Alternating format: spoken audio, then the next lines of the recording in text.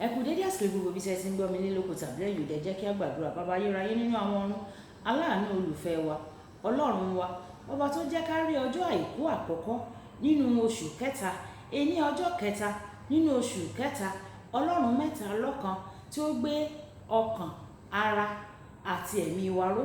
A fi ìyìn àti ògo fún orúkọ yín nítorí ení ọjọ́ àìkú baálẹ̀ ọrọ̀ yóò bá wa pàdé, àti ẹ̀yin ọlọ́run mẹ́ta lọ́kan ẹ ò bá wa pàdé lénìí, ẹ ò ṣe ayé wa ní rere nítorí tí a gbàdúrà ní orúkọ Jésù Olúwa wa. Àmín àmín orúkọ Jésù.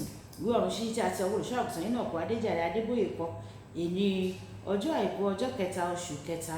Àkòrí tí a ó gbéyàwó sọ pé ẹni ọwọ́ ọ̀tún rẹ apá kejì, ẹni ọwọ́ ọ̀tún rẹ apá kejì. A mú àkọ́sórí wa nínú ìwé àwọn ọba kejì orí ìkẹta ẹsẹ̀ ìkọkànlá. Ìwé àwọn ọba kejì orí ìkẹta ẹsẹ̀ ìkọkànlá. Jèhóṣáfátì sì wí pé kò wá sí wòlíì ọlọ́run kan níhìn tí àwa ìbá ti ọ̀dọ̀ rẹ̀ béèrè lọ́wọ́ Olúwa. Ọ̀kan nínú àwọn ìránṣẹ́ ọba Ísírẹ́lì dáhùn wípé Èlíṣà ọmọ Ṣáfátì tí ń tú omi sí ọwọ́ Èlíjà ó ń bẹ níhìn. Nígbà tí a mú bíbélì kíkà wa nínú ìwé àwọn ọba kejì orí ìkejì ẹsẹ̀ ìkẹrin títí dé ẹsẹ̀ ìkejìlá, kí àwọn oníYòrùbá kan máa bá wa kà á lọ. Ìwé àwọn ọba kejì orí ìkejì ẹsẹ̀ ìkẹrin dé ìkejìlá. Ṣùgbọ́n ẹ tẹ́tí bẹ̀rẹ̀ dé láti gbọ́n tí olùṣọ́ àgùntàn Enoch Adeboye ní fún wa ní èní ọjọ́ àìkú. Ọlọ́run lè fún ọ ní ẹni ọwọ́ ọ̀tún, ó sì tún lè ṣe ìwọ gan pàápàá ní ẹni ọwọ́ ọ̀tún ẹlòmíràn.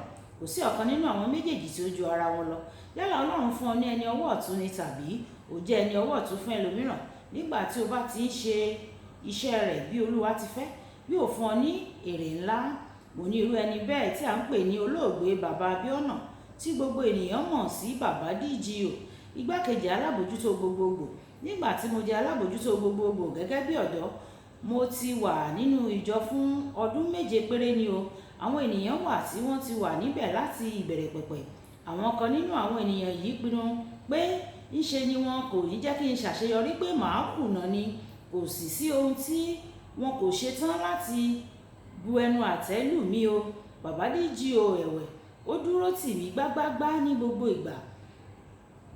Wọ́n tó bí mi lọ́mọ o, ṣùgbọ́n wọ́n máa ń dúró tì mí.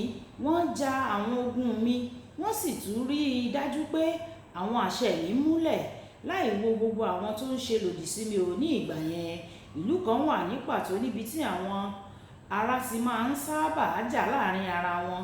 Ní kété tí wọ́n bá ti fi tó mi létí pé wọ́n ti bẹ̀rẹ̀ ìjà wọn o, tí mo sì sọ fún bàbá á sọ pé wọn kò ní jẹ́ kí n sọ̀rọ̀ o. Bàbá kò ní jẹ́ kí n sọ̀rọ̀ tán tí yóò fi sọ wípé màá lọ dá ṣẹ̀ríà fún wọn fúnra lára mi.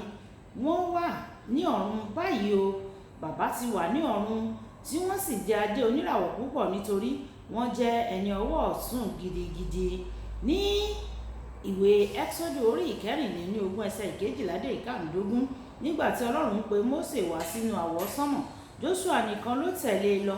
Nígbà tí Mósè fi ayé sílẹ̀, Jóṣúà kì í ṣe ọ̀kan lára àwọn àgbààgbà tàbí olórí èyíkéyìí nínú àwọn ẹ̀yà Ísírẹ́lì o, ṣùgbọ́n tí a lè pè ní ìránṣẹ́. A lè pe Jóṣúà ní ìránṣẹ́ Mósè, ní ẹni tí Ọlọ́run yàn láti tẹ̀síwájú nínú iṣẹ́ náà kí ó sì máa darí àwọn ọmọ Ísírẹ́lì lọ sí ilẹ̀ ìlérí. Nínú ìwé Sámúẹ́lì kínní orí ìkẹta ẹsẹ̀ ìkíní dé ìkẹsàn-án, Ọlọ́run pe Sámúẹ́lì ní òru kan, ṣùgbọ́n ó rò pé Élì ni ó ń pe òun ní àárín òru. Nígbà tí ó yẹ kí Sámúẹ́lì kí ó máa sùn, ó sáré lọ sí ọ̀dọ̀ Élì láti dá a lóhùn nítorí ó rò pé Élì ni ó ń pe òun. Ìyẹn ni ẹni ọwọ́ ọ̀tún gidi o. Ní èrè rẹ̀, Ọlọ́run fún un ní agbára láti jẹ́ afọbajẹ àti láti di arọ ọba lóyè. Olùfẹ́, tí Olúwa bá ti yàn ọ́ láti jẹ́ ẹni ọwọ́ ọ̀tún fún ẹnìkan, rí i gẹ́gẹ́ bí àǹfààní. Rí i dájú pé o sìn ín dé ibi tí agbára rẹ̀ dé. O sì lè rí i dájú pé Ọlọ́run yóò san ọ́ lẹ́san gidigidi. Kókó ọ̀rọ̀: tí Olúwa bá ṣe ọ́ ní ẹni ọwọ́ ọ̀tún ẹnìkan, iṣẹ́ tó ní ìwúlò ńlá ni o. O gbọ́dọ̀ rí pé bẹ́ẹ̀ kí o sì ṣe bẹ́ẹ̀. Kí Olúwa kí ó ràn wá lọ́wọ́. Fọ̀tún wòsì, fòsì wọ̀tún, òun ni ọwọ́ fi ń mọ́. Tí Ọlọ́run bá ṣe wá ní ẹni ọwọ́ ọ̀tún ẹnìkan, àbí tí Ọlọ́run gbé ẹni ọwọ́ ọ̀tún dìde sí wa, ẹ jẹ́ kí a mọ ìwúlò rẹ̀. Ọlọ́run yóò ràn wá lọ́wọ́. Gbogbo ní fún orúkọ Ọlọ́run wa kú ìṣẹ́ ìsinmi èyí Olúwabùkọ́lá Ayákó ní orúkọ mi. Nígbà tí a pàdé náà la ó dàbọ̀.